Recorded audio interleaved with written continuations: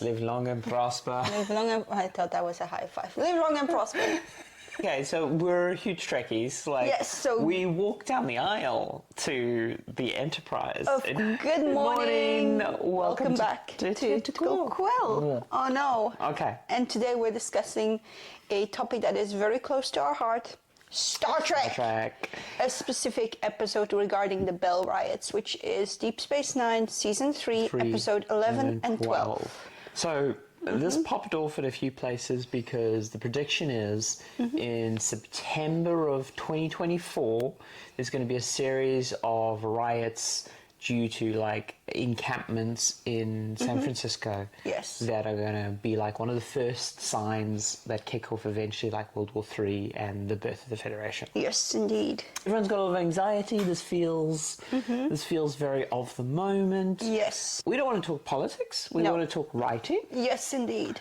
And obviously Star Trek's famous for predicting things. Exactly. So do you want to briefly say what the Bell Riots are? So the Bell Riots happen in an environment where people are kind of pushed out of view, out of sight. The Sanctuary District, where they are supposed to be getting jobs and food.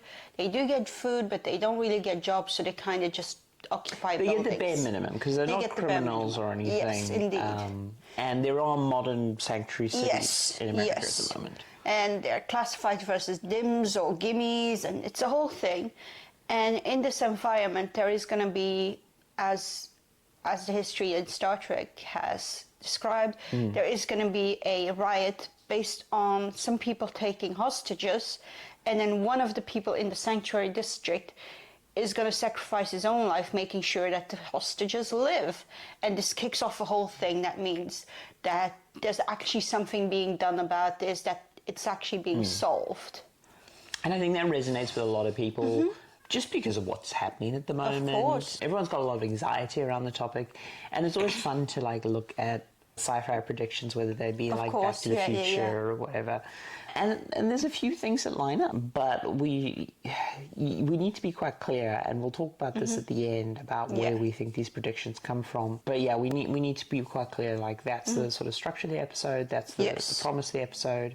And then I suppose we should talk a bit about tech, considering that's one of the things that's Star Trek so often. Yes. So there's a writing method the Star Trek writers had since the original series, pretty much, of how they dealt with technology writing, what we would now call expertise consulting or technical editing. So yeah, you're watching Star Trek, the dialogue feels very familiar, and then all of a sudden some technobabble comes out. Yes, indeed. So there's two kinds of tech sort of editing and writing assistants. One is sort of from the primary writers, their knowledge, because Star Trek, especially original series, had a very good reputation of bringing on very good speculative fiction writers. Exactly. So their high-level knowledge of scientific subjects really feeds in. But then what will happen to keep the universe consistent is they will write in square brackets tech. Yes. And that's where the polarize the hell and warp and and reverse the polarity and chronotons and all that stuff comes in. Yes, because they basically just need an explanation as to why is this happening, because of course they don't. This is a time travel episode, but of course they don't have a time machine. They can't blame it on the holodeck just yet, which is also a possibility. Well, yeah, they can always blame it on the holodeck. Yeah. The holodeck is the ultimate story gift that keeps on giving to a writer. The Deus Ex Machina. But yeah, basically the writers have an idea of they want to write this Bell Riots episode, and they're like, well, it's not actually that important how they get there. That's indeed true.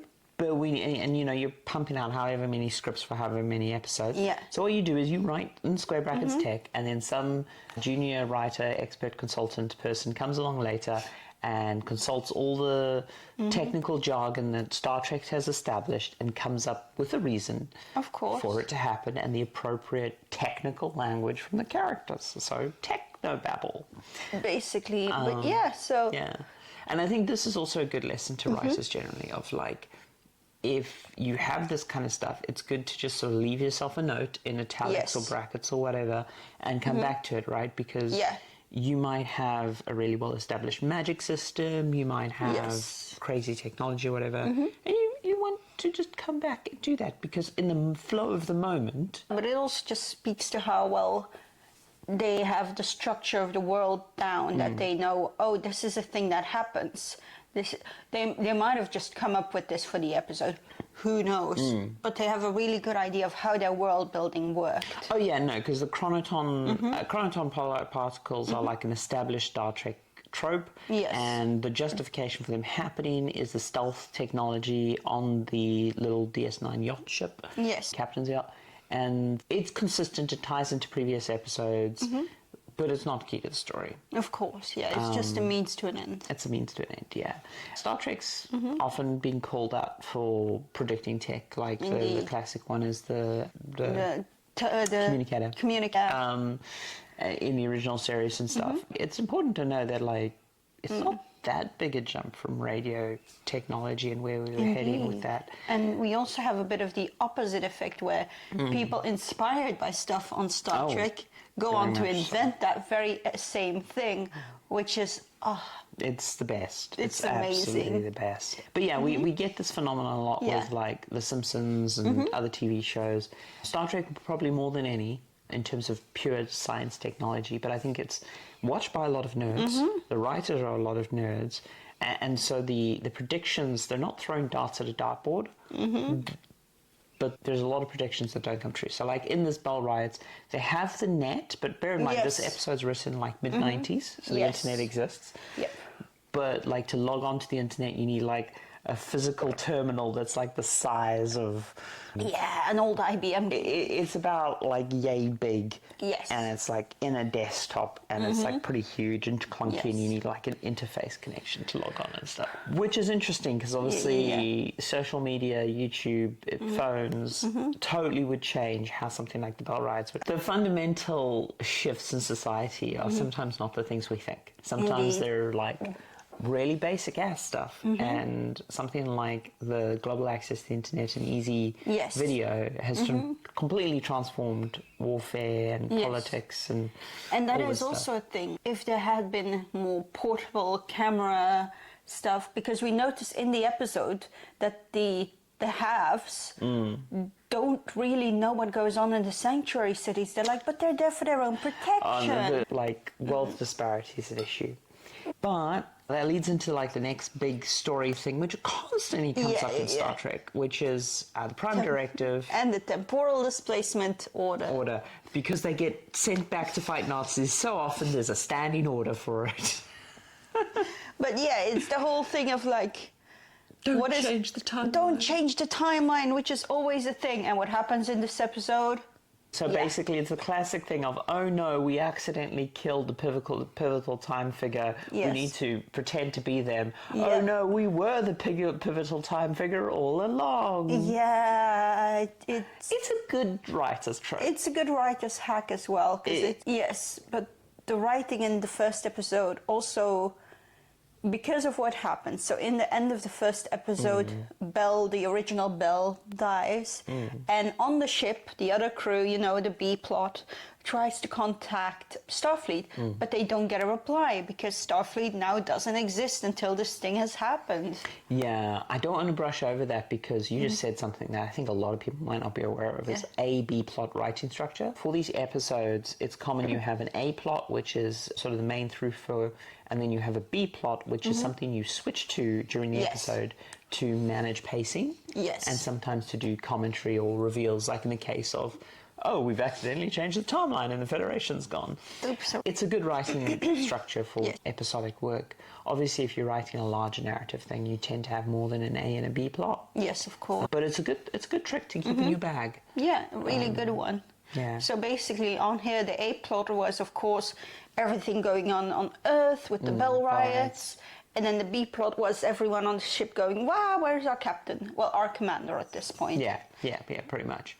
Yeah. And obviously they're separated by the gap of time. And of course. It is also interesting to point out that they time travel to a few other times while searching for the captain. Yes, indeed. And that is also a very funny interlude. Yeah, it's a wonderful, it's a comedic interlude. Yes.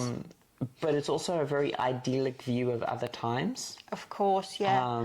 I think they wanted to really contrast what their other timelines with how terrible this one has become. I think it's also just a trap that people fall into of, oh man, my time sucks. And it's like, it was so much cooler in the whatever name your decade.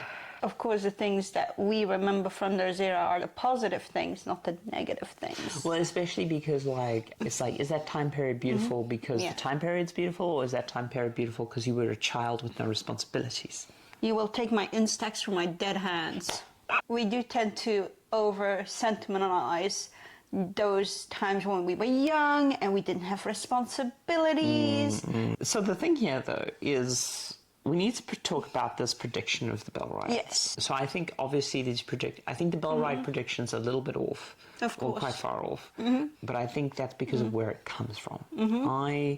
There are genuinely times where writers sit down and they try to extrapolate the future, and they, especially sci-fi writers, try to write futurism, right? Where they're like, I genuinely want to figure out what this possible future looks like. Yes. And there's other times where people are just using the future as a sheath for modern problems. Of course. So there is, I think, quite an important role here as a writer of, if you portray something negatively and it becomes a trope, and we see this a lot in television, right? We see like the CSI effect. We see a lot of writing tropes where writers basically take like Fox News tropes, effectively. Yes. Not just Fox News tropes. They can be tropes of the left or whatever. And they run with them. And they proliferate them so much in fiction that people start to think this is informed reality. I think the Bell Riots, as predictive as they may feel, and it's a lot of these are problems, specifically US problems, that have existed for a long time. I distinctly remember one of my first GDCs going to the San Francisco, there's like a physical arcade thing. They've got all these old arcade machines, and I'm not talking like 90s machines, they do have some of those. They have machines that are almost like 100 years old now, which are purely mechanical. Amazing. And like one of them, you put in, well, they have a few of these, where you put in a coin and you see a little sort of physical slideshow play out in front of you.